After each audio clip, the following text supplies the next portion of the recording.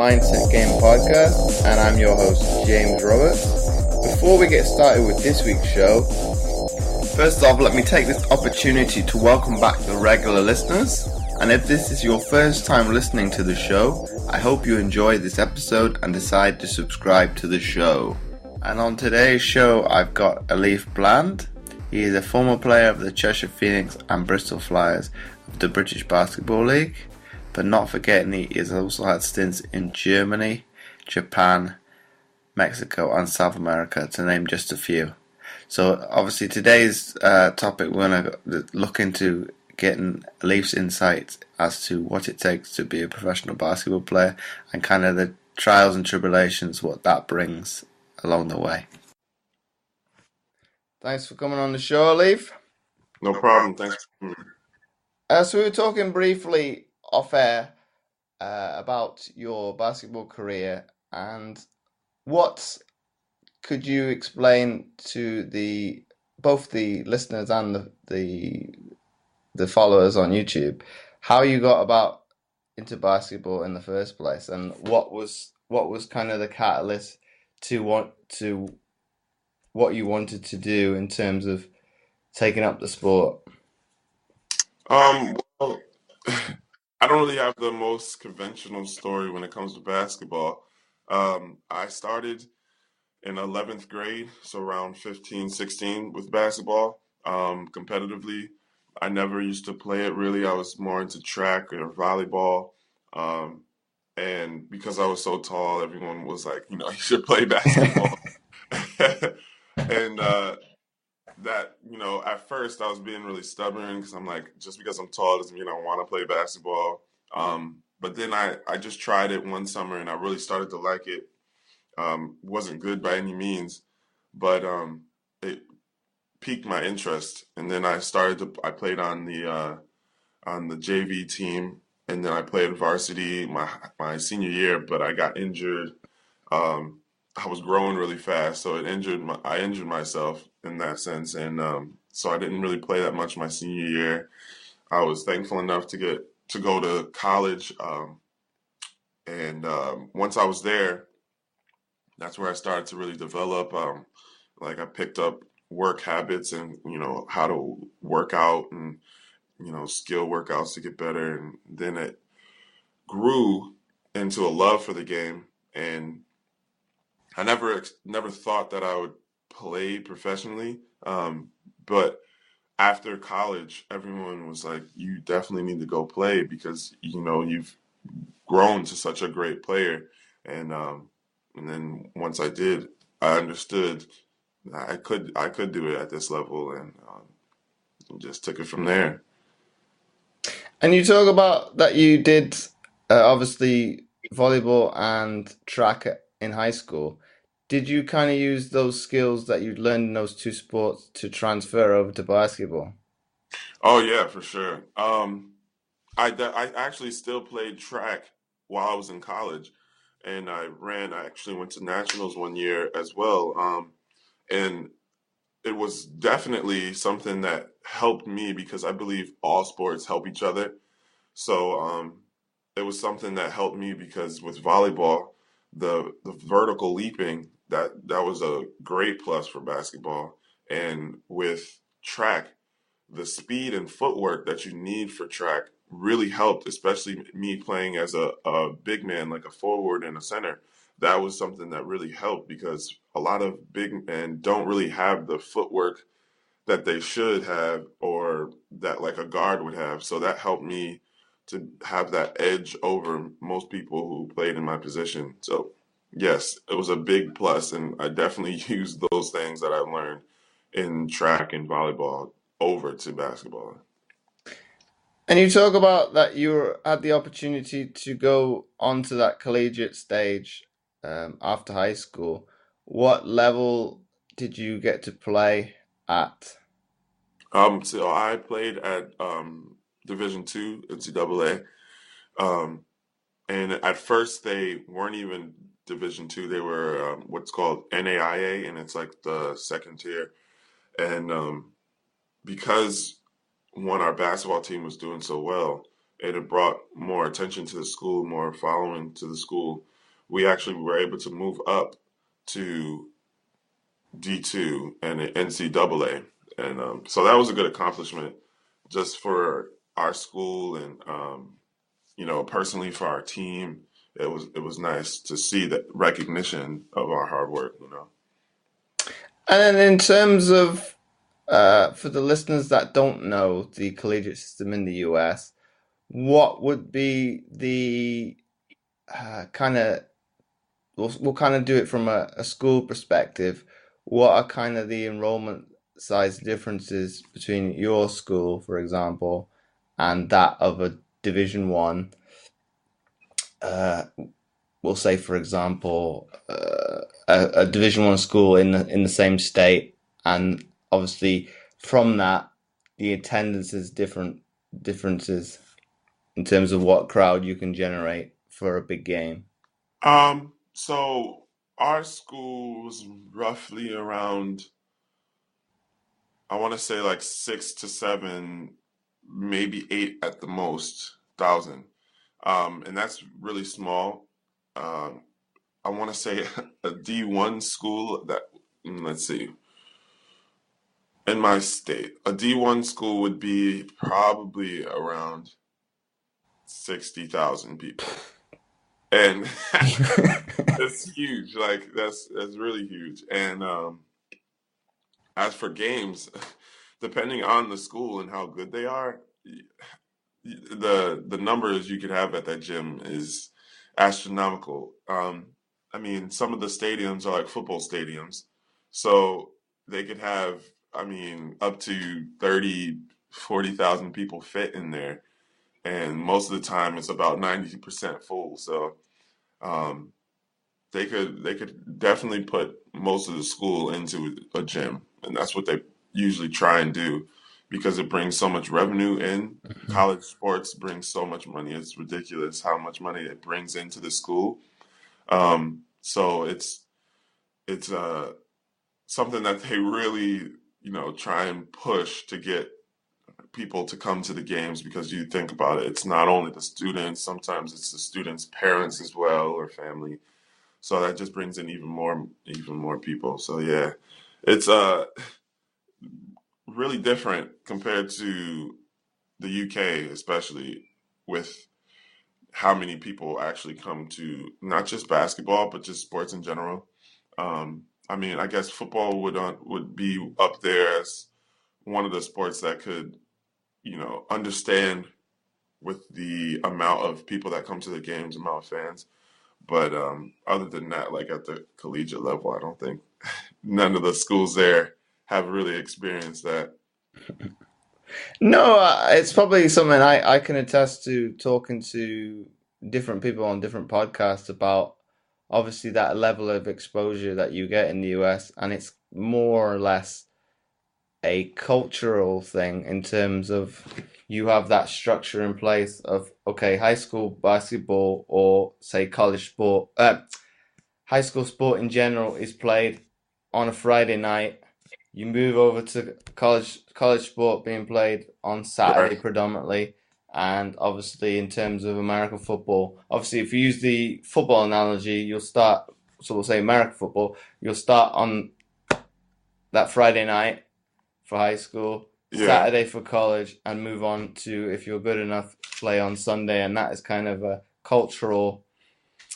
I wouldn't say phenomenon, but in terms of you have a system in place that if you want to get from A to B, this is the curve you want to follow. And in terms of the collegiate system, it is as you say, it is a business in itself in terms of Yeah. what revenue it brings into the university in terms of its television exposure and things like that, be it in state and or nationally.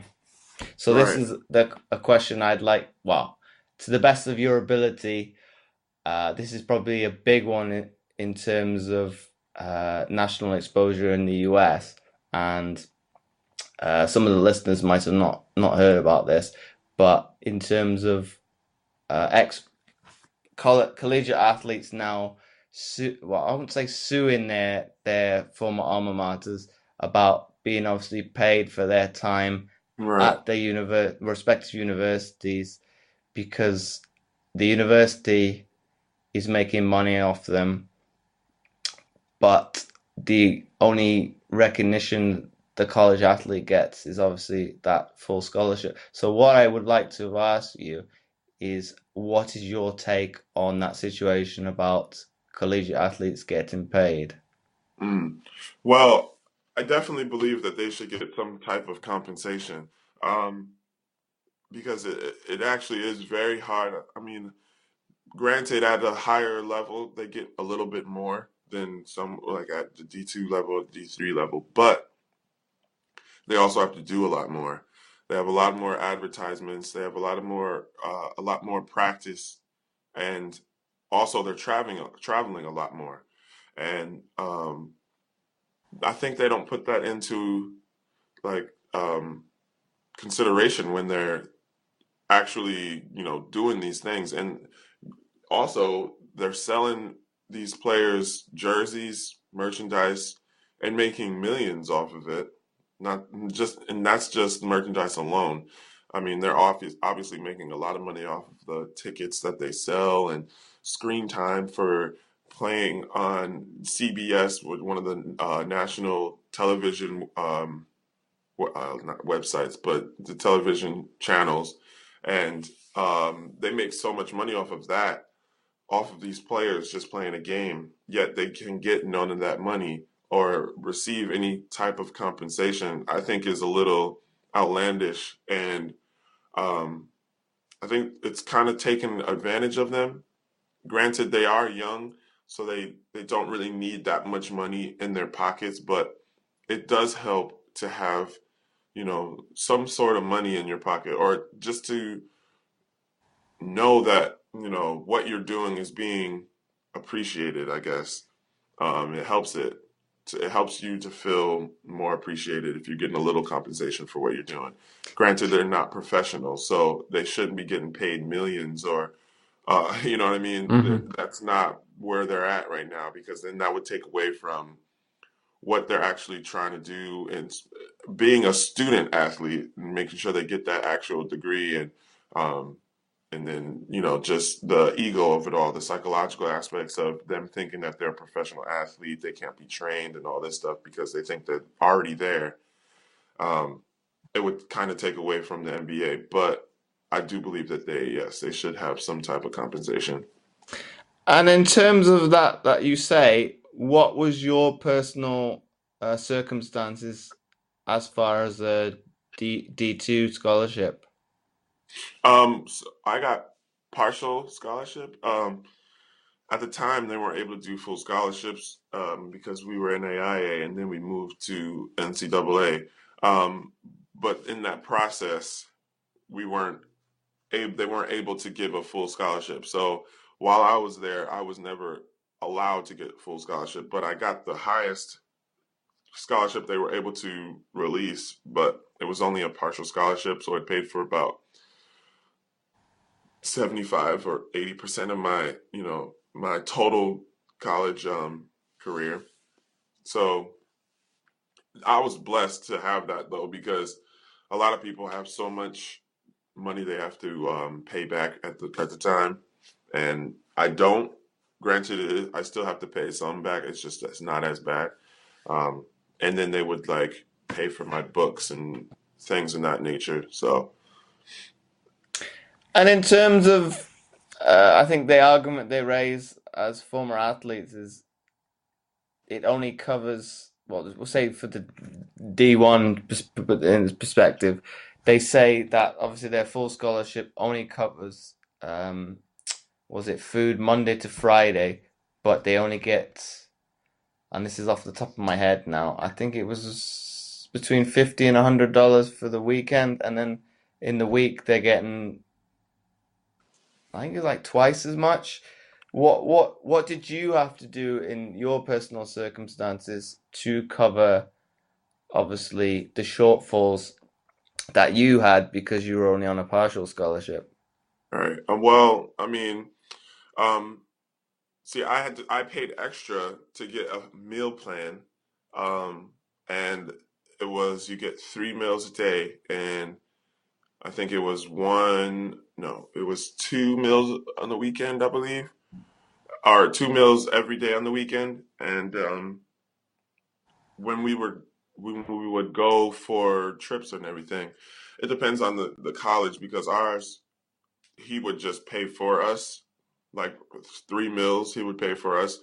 But if we did, obviously there's so much time between those meals, so we would have to come up with whatever we wanted to eat during those times. And granted, my parents tried to help me, but it was hard, trying to help me and help, take care of themselves, and because I'm already in college and I'm away from home. So I would get like a job on campus, and I would work just to get, work a few hours a week just to have some type of money in my pocket. And it was tough because, I obviously had school, I had basketball, and I had a job. So it was a lot of work. And I feel like I would have been able to study more and practice more if I didn't have to worry about money and food. So it's an interesting concept. And then once you graduate, obviously, the British fans kind of know you from your time at Cheshire Phoenix and Bristol Flyers. Right. What was it like coming in initially to, well, it is a different country and a different culture. What was it like that first season in the BBL? Mm. Um, at first it was really it was just like shell shock, honestly. Very different, um, kind of scary just to be somewhere so far where I didn't know anyone and didn't know anything really about the country. Um, and it was it turned out to be a great experience, honestly. Made some lifelong friends and people I consider like family, and that actually made it a lot better. But it was really funny to see the difference in how people are in England compared to being from New York, and the aggressive nature of people in New York, and then the slow paced, very family oriented, friendly nature of the UK. It was just a complete opposite, and it took me a while to get used to it, honestly. But then once I got used to it, it was like I'd been there for 10 years, you know what I mean? It felt like I was always part of this community. So that was actually very, very welcoming and very comforting to see. That's why I like England so much. And then you were kind of, well, I kind of kept in touch because I'm from the same areas, well, near enough to where Cheshire Phoenix is based. We kind of kept in touch later on, and you Right. were saying, oh, what did you ended up playing in South America Yeah. for a little bit. Um, Where else did you uh, kind of take your talents to after those? Well, the first year in Cheshire, and then the time in between going from Cheshire to playing at Bristol. Where did you kind of have to take a job? well, I went to Mexico and I played there for a little while. That was actually not a good experience. I left there probably within a month and a half. That was a rough place to be. Um, but then after that, I went to Germany, and I really liked it in Germany. It was a good experience. And then I played in wait, no, where did I go? I played in Germany. Then I went to Ecuador, and then Bristol, I believe. And then I played in Japan this past season. And then obviously some fans may or may not know obviously the sacrifices well a professional athlete has to come to terms with to progress their career. Could you kind of, well, not going into great detail, kind of explain some of the trials and tribulations you've had to endure Mm. throughout your career? Um, well, the main one is just the difference, the cultural difference of being in a different country by yourself. Um, if you really don't know too much about the country that you're going into, it can be a complete culture shock. So that's one of the main things that's hard for a lot of people because they're so set in their ways of being wherever they're from and maybe not going around or traveling that much. So from being there all the time and then leaving and going into a completely new place by yourself is very challenging for a lot of people. Um, Also, just being away from your family is a big second. uh, I have a daughter, so it was tough for me to leave her. Granted, she was very young at the time, so it was easier that way, but it's very hard leaving your family because, that's your family. So it's hard to, not be able to talk to them all the time, especially depending on where you are. There's time zone differences. So sometimes you'll be up and they'll be asleep and then vice versa. So it was hard to like communicate with them. And so it was tough in that sense for sure. And also being an import for sports is held to such a high standard. There's not really any like job security for imports, so you have to always maintain this high level of playing ability, or it was just going to be like, you it's time for you to go, and we got to get someone else in to do what you're supposed to be doing. So it's always that stress of always being able to, you know, play at that level and produce whatever they need you to produce, which was, a big task. But it kept people going because it gave you something to pay attention to, I guess. So you won't worry about not being here, not being at home, or not seeing your family. So I guess it has its pros and its cons. And you bring up that point of import players being in a way held to a higher standard. Do you think in terms of certain leagues that you've had the opportunity to play in, do you think that is you raised it as pros and cons of it?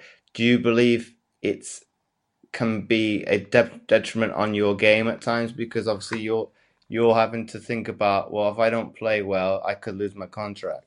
hmm yeah, for sure. It definitely can.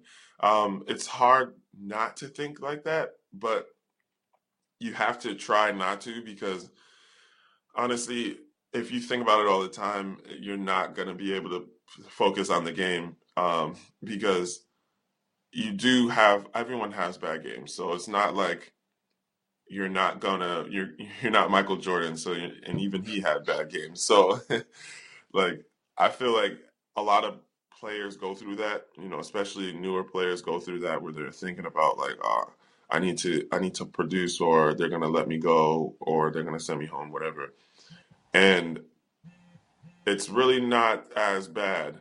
I mean, granted, you can easily go home, but that focusing on that is detrimental to yourself because it's only going to make you play worse. So I tried not to really worry about it as much during the game.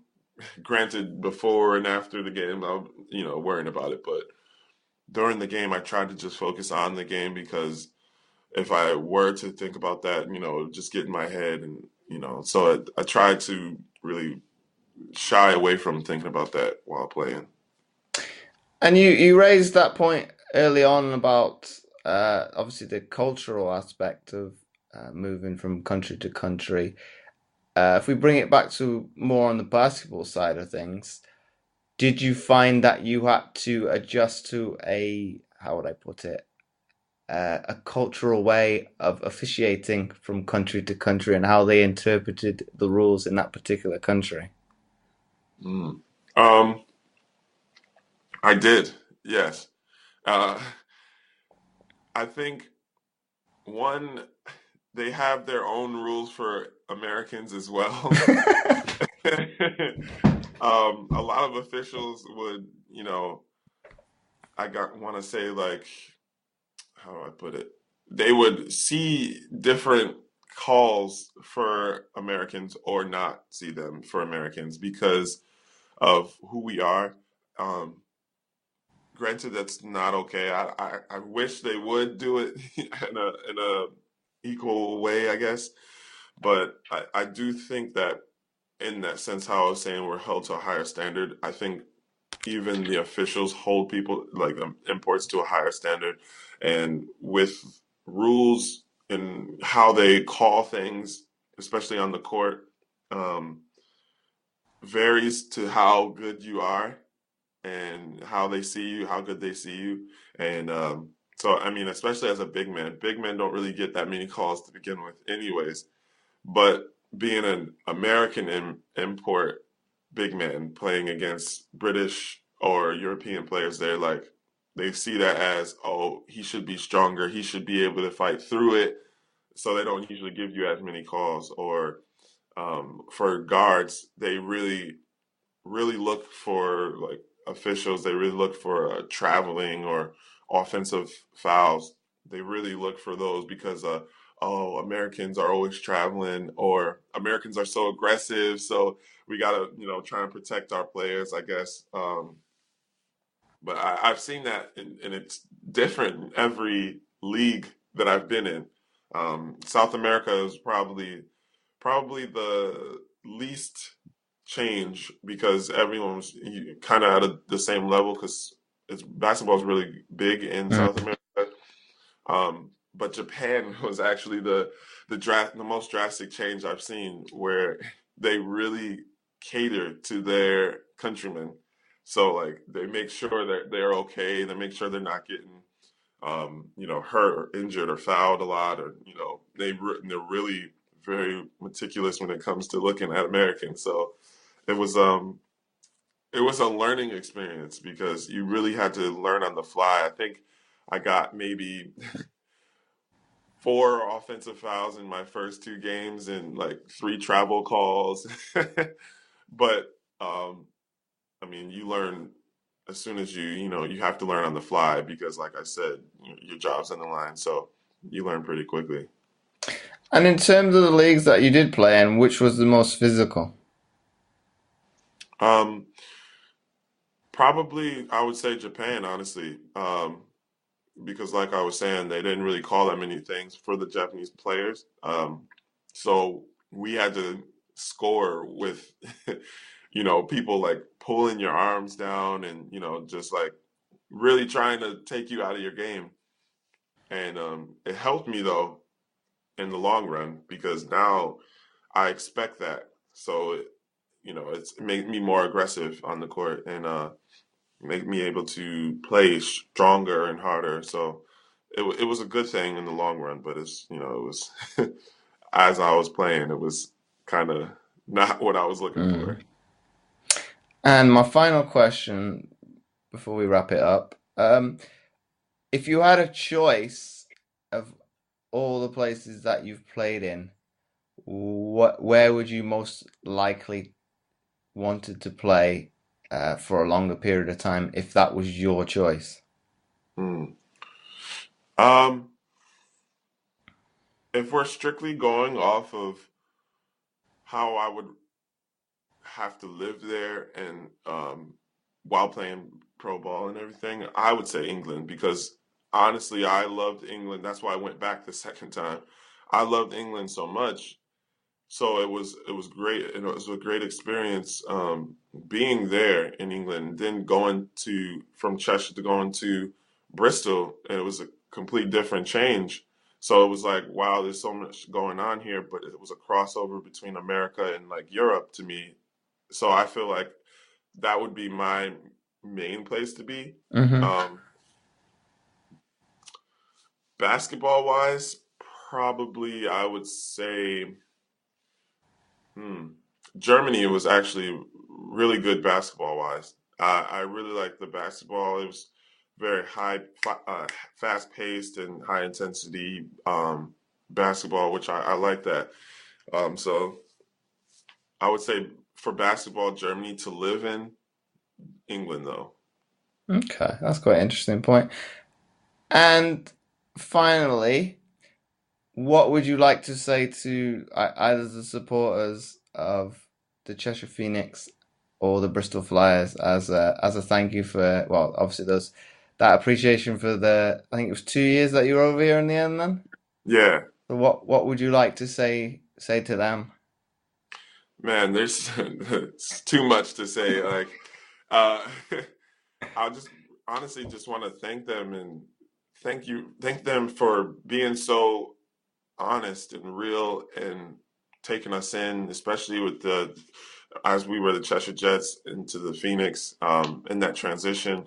That was so helpful and it made things so much easier for us to take off of worrying about that and basketball. It made it so much easier. And I mean, like I said before, I made lifelong friends and people I considered like family to me.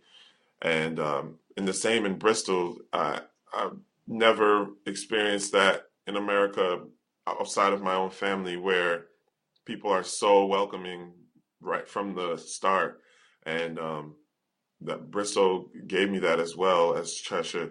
And I just thank them so much and wish I could be there on a daily basis. You know what I mean? I wish England was closer. So yeah, so thanks very much, Alif, for taking the time out your busy day and your family life. And also, one we didn't raise is that you're now what was it, assistant coach for your old university. Yes, So yeah. you're very very bit. Trying to get them ready, man. It's a different aspect of being a coach. Oh yeah, but you've been there and seen it all. So you kind of when they're in that having that hard day, you can say, well, I've Yeah, been in your shoes. right. So just push through it to a certain extent. So I'll definitely keep an eye out and keep an eye on see how your school is doing. And wow, we'll say you got a little fan over this side of the world. In Thank terms you. of I'll keep it. Well, I either keep in touch with you or keep an eye out on social media and see how the school's getting on. Yeah, for But sure. once again, Alif, thanks very much for taking the time out of your day Thank you to for come on the having me. show.